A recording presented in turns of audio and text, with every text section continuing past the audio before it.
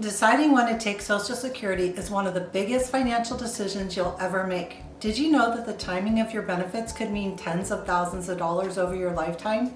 Stick around because today I'm breaking it all down for you. Hi, I'm Judy, and welcome to Reflections and Real Talk, where I discuss important financial decisions that shape your future.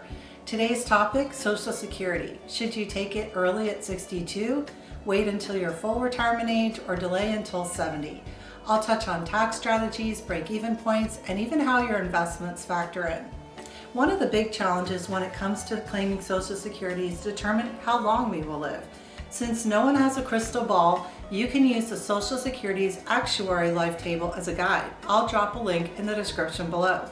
But even with this calculator, it's really just an educated guess. If you're 62 this year, according to the table, your life expectancy is roughly 84 years. But Social Security isn't just about picking an age and collecting benefits. This decision impacts your retirement income for the rest of your life. For singles, the key question is longevity. For married couples, it's about maximizing lifetime benefits for both spouses. And for widows, survivor benefits add another layer of complexity. On top of that, you'll need to consider how taxes and other income sources affect your decision. If you haven't already done this, the first step is to log on to the Social Security Administration website, SSA.Gov, and start an account. There are three basic strategies. Number one, claim early at age 62 or as soon as you retire. Basically, just get the money as soon as possible. With this option, there are really no fancy calculations needed. About 30% of applicants claim benefits at age 62, and this is the most popular age for people to claim, and 57% take benefits before full retirement age. Even though statistically most people take this strategy, it might not be the best one for you. This strategy is best if you need the money to pay for expenses and don't plan to work. It may also be helpful if you're not yet eligible for Medicare and you need help paying for healthcare expenses. But keep in mind, if you are able to reduce your annual income, you may qualify for subsidies under the Affordable Care Act. And if you want to learn about the Social Security special rule that allows you to earn more the first year you retire and the do-over, watch this other video that I made. The second strategy involves estimating the best time to draw Social Security based on various ages and life expectancy. When factoring in life expectancy, consider your own personal and family history and lifestyle. For example, if you manage your stress, eat well, and work out several times a week, your personal choices could extend your life expectancy. This strategy uses mortality estimates to calculate the present value of all Social Security payments you will receive. There are many free tools that you can use to help you calculate this for yourself. One tool that's easy to use is Open Social Security by Mike Piper. I'll drop a link in the description below. Number three, wait until you're 70 to use Social Security to get the highest possible reward.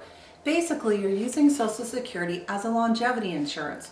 You're hedging your bet that you will live to your 90s or beyond, and if you're married, one or both of you live beyond your 90s.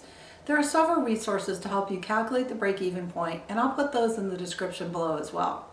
Those include the Social Security Administration's framework for claiming Social Security and Boldin's Social Security claiming tool.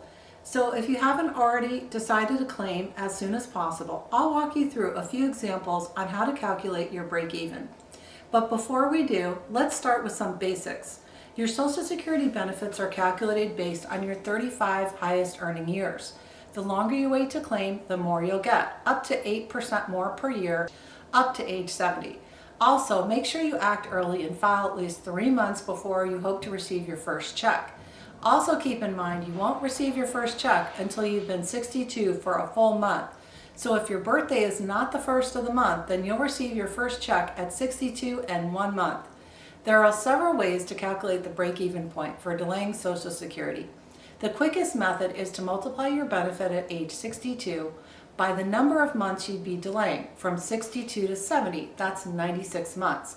This is the total amount you'd miss out on by delaying. In our example, if you're 62 and live to 84, that amount is $210,624. Here's a simplified way to break it down to get the comparison. Number one, calculate the total benefits received for each option, early, full, or delayed, at each future age. Number two, compare the cumulative amounts at different ages to identify the break-even point. Let's calculate the total benefits by age. And first, let's review the assumptions. Early retirement age is 62 with a monthly benefit of $2,194 a month.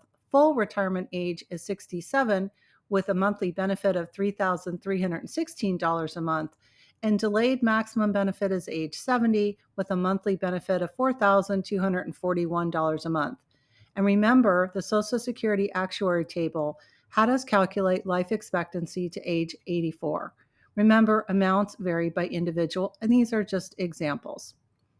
Now, when we look at the total benefits by age, if you claim early, the annual benefit is $26,328 a year, and the total benefit in the 22 years between ages of 62 and 84 is $580,000.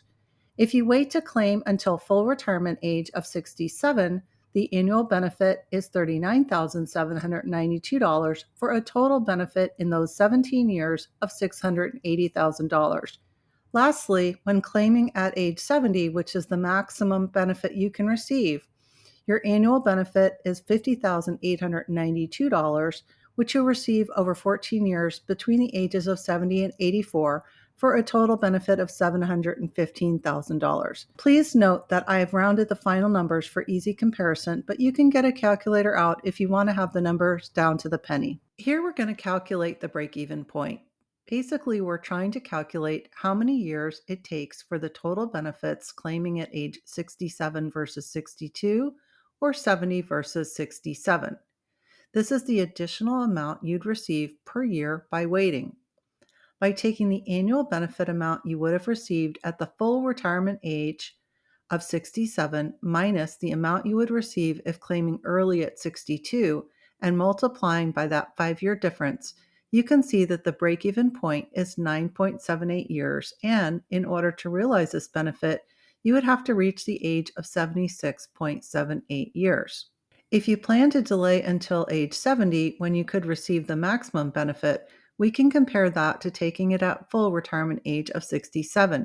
In this case, using the same math, your break-even point is 10.75 years, and you would have to reach the age of 77.75 before you realize that benefit.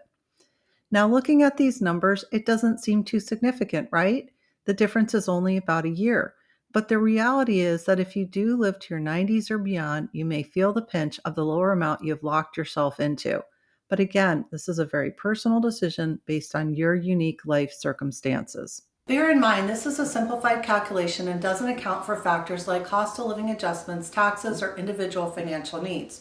Each person's situation is unique, and consulting with a financial advisor can help tailor the best decision for your specific circumstances. For singles, if you're in good health and expect to live into your 80s or beyond, delaying benefits can significantly increase your lifetime payout. But if you need the income earlier or have health concerns, claiming sooner might make sense for you. For married couples, the higher earner should typically delay as long as possible to maximize survivor benefits. The lower earner might claim earlier to bring income into the household while the higher earner waits. For widows, you can start collecting survivor benefits as early as age 60 while delaying your own benefits until 70 to maximize them. This strategy can provide flexibility and a higher overall income. Think of retirement income in terms of buckets. 1 is your Social Security bucket, 2 is your investment bucket, and 3 are other assets you may have, such as your home or other real estate or other investment holdings. In order to determine when to take Social Security, you need to weigh which bucket is advantageous to draw from and at what point in time. In order to do so, you have to evaluate investment returns and taxes. And lastly, when discussing Social Security and when to take it, we can also think of a 4th bucket or work income, whether that's full or part-time, because when it comes to working in retirement, this can also be a gray area. One strategy is to work until you're 67 or your full retirement age, start collecting Social Security when there are no income restrictions, and invest your Social Security earnings while you're still working, if you don't need to live on that money. Now, let's talk taxes. The key is to balance your sources of income with taxes for sustainability when it comes to comprehensive retirement planning and deciding when to take Social Security. Investment returns and taxes are 2 items you should factor in. For example, if you defer taking Social Security and instead decide to live on your investments, this is an opportunity cost because you'll be losing any earnings on your investments. Did you know that up to 85% of your Social Security benefits can be taxed if your income exceeds certain thresholds? And they're pretty low. They haven't been adjusted for inflation. In order to minimize taxes in retirement, you could choose to draw down your 401k or IRA first in order to delay claiming Social Security and avoid paying taxes on your Social Security benefit. But keep in mind that those earnings are taxed at 100%, not 85%. And again, you'll need to factor in the loss of your investment returns that you would have earned. If your investments earn more than 8% annual rate of return, it might make sense to claim Social Security earlier to continue to let your investment earnings grow. But this rate of return may not be sustainable in a bear market. And remember, there's no guarantees when it comes to investing. You could use Roth IRA accounts, and since this is post-tax money, that won't be included in the income calculation for Social Security taxation. However, this could be a risky strategy depending on how much of your funds are in Roth accounts, because Roth funds can be strategically advantageous to use later in retirement when you have to take required minimum distributions. This allows you to live on post-tax funds, which can reduce your tax strategy at that point. If you're not sure how to calculate these options yourself, talk to a certified financial planner or a certified public accountant about how these important decisions influence when to take Social Security so that it is beneficial to your bottom line. So what's the right choice for you? It depends on your unique circumstances. If you're healthy and have other income sources, delaying often makes sense. If you need that income now or have other health concerns, taking benefits earlier might be the better choice. And for married couples, coordinating or claiming strategies can maximize benefits for both spouses. Deciding when to take Social Security is about more than the numbers. It's about your health, your goals, and how all of your income sources work together. With the right strategies, you can make a decision that supports your long-term financial security. And now it's your turn. Have you thought about when to take Social Security? Share your thoughts in the comments below. And don't forget to check out my other videos for more financial tips. Hit like, subscribe, and let's navigate your retirement journey together. See you next time.